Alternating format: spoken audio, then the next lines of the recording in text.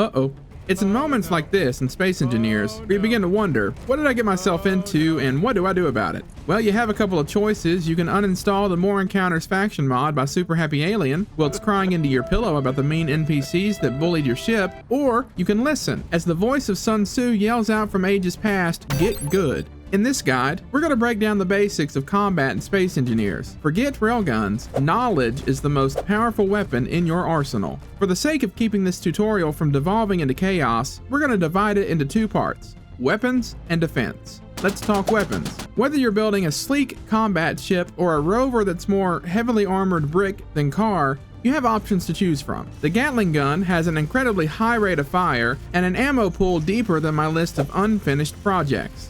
With such a blistering rate of fire, Gatling guns can squash pesky small grid ships in seconds, like a high-velocity fly swatter. However, trying to use a Gatling gun on heavily armored large grid ships is far less effective. Truthfully, you'd just be better off yelling mean things at its hull. You know what? I'm about to say it. I don't care that you broke your elbow. That being said, they are perfect for surgically removing exposed components like enemy turrets, hydrogen tanks, and thrusters. Just remember, 800 meters is the maximum effective range for Gatlings, so you'll be close enough to smell what they ate for breakfast, and you'll definitely be in range of their guns too. On the flip side, when you are in need of a little more oomph, you can opt to include rocket launchers on your builds. With an 800 meter max range like the Gatling gun, this weapon is the equivalent of taking the fly swatter and exchanging it for a wrecking ball. Available on small grid and large grid ships, the rocket launcher is able to put out a massive amount of explosive damage in a 4-meter area. Which sounds amazing on paper, but in practice, as the game's arsenal has grown, the rocket launcher has become an unfortunate casualty. The cons, in my opinion, far outweigh the pros. Sure, it does great explosive damage if it connects with the target, but for anyone that has experienced using the rocket launcher, they would know that that is a big if. The rocket projectile is abysmally slow. We're talking the computer at your grandparents' house level of slow. Because of this, attempting to land a hit on any ship with a half-decent pilot would be like trying to tackle a greased-up pig. While you can technically shoot down many of the projectiles in Space Engineers, a lot of them move too fast to do so reliably, but as you may have guessed it, the rocket projectile is not included in that. In fact, Gatling turrets and interior turrets set to target rockets can deal with rockets pretty reliably, making it even more difficult to land strikes on targets. Now, am I saying that the rocket launcher is useless? No. It makes for a good alpha strike weapon, and can be quite devastating on slow-moving and static targets that are lightly armored. So what then do you do when you want a weapon that packs a decent punch with a better projectile speed? Say hello to my little friend, the Autocannon. With an effective range of 800 meters, this is a small grid weapon that punches well above its weight class. Firing a projectile that's much faster than the rocket, this weapon can deal with threats both large and small a little bit more reliably.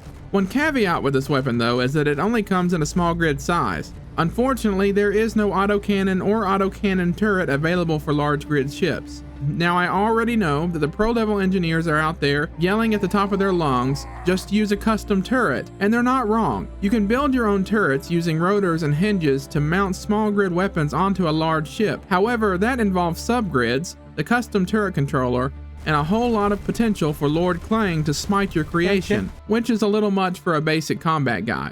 When you need that autocannon style performance on a large grid, you turn to its bigger, meaner cousin, the assault cannon. Firing its heavy shells at a deliberate, punishing rhythm, the assault cannon serves as a fantastic mid-range option for any serious warship. It's important to note that placing a defensive AI block on the grid that you are building will allow AI turrets like the assault cannon to lock onto enemies from much further away. Thanks to this, the assault cannon boasts a 1400 meter effective range. Honestly, it's hard to say anything bad about this weapon. It has good damage, great range, and as a massive bonus, the ammunition costs a lot less to produce than rockets or artillery shells, which your refinery will definitely thank you for later. I personally love using the fixed small grid assault cannon as the main weapon for my tank builds. While the assault cannon has your back at mid-range, sometimes you just gotta share the love from vast distances. Cue the artillery cannon and the railgun. Both of these weapons are the long-range specialists, able to deal devastating amounts of damage from 2,000 meters away, or 1,400 meters away for the small grid railgun variant. And when I say devastating, I mean it. From experience, I can tell you that it only takes one lucky shot from either of these weapons to remove your ship from the fight explosively, should it be your fuel tank or ammo storage that gets hit. The question then is, which one do I place on my ship? Well, to be honest, I grouped these two together because they share similar drawbacks. The main one being reload time. While you are sending kinetic love letters to your enemies from across the vacuum of space, you will find yourself waiting ages to reload them. You know what? While you're waiting, do you mind hitting that like button? It will help this video reach a lot farther. And don't forget to hit that subscribe button too. Thank you. Now back to the guide. The reality is that the artillery cannon and the railguns trade incredible damage at the cost of time, power draw for the railgun, and resources. And that covers the primary tools of destruction in your arsenal. So let's move on to defense. Unless you get a thrill out of watching the vital components of your ship get vaporized, you're gonna want to wrap them in something. That something is armor. Armor comes in two flavors, light and heavy. And its job is to put some steel between your enemy and the vital components of your ship. As many engineers have learned the hard way, the small grid armors aren't nearly as durable as the tooltip lets on. In fact, it often feels like small grid armor is about as effective as one-ply toilet paper. And the results of that are, well, they feel the same too. Therefore, the greatest defense that you have on a small grid ship isn't armor, it's redundancy. Think about it. Don't put all your eggs in one basket. Spreading out your reactors, gyros, and fuel tanks ensure that one lucky shot doesn't send your entire ship to the great scrapyard in the sky.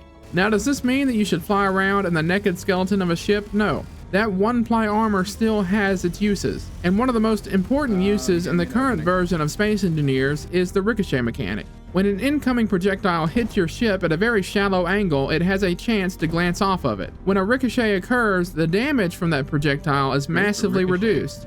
That's the difference between a slight dent in your ship and your ship being torn in half.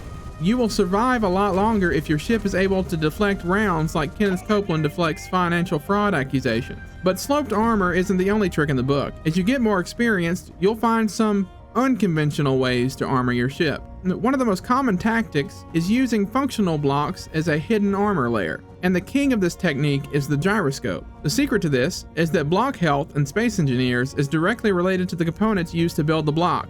Thanks to this, gyroscopes have an incredibly high health pool. But this technique comes with a terrifying warning label. If a gyroscope survives longer than the block that it is sitting on, it will detach. And a free-floating, powered gyroscope inside of your ship immediately turns it into a high-speed, ship-destroying pinball powered by the unholy will of Lord Clang himself.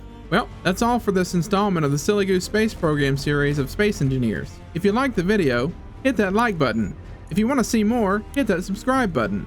If you want, you can join my Discord with the link in the description. As always, remember that you are loved, and until next time, see you silly gooses.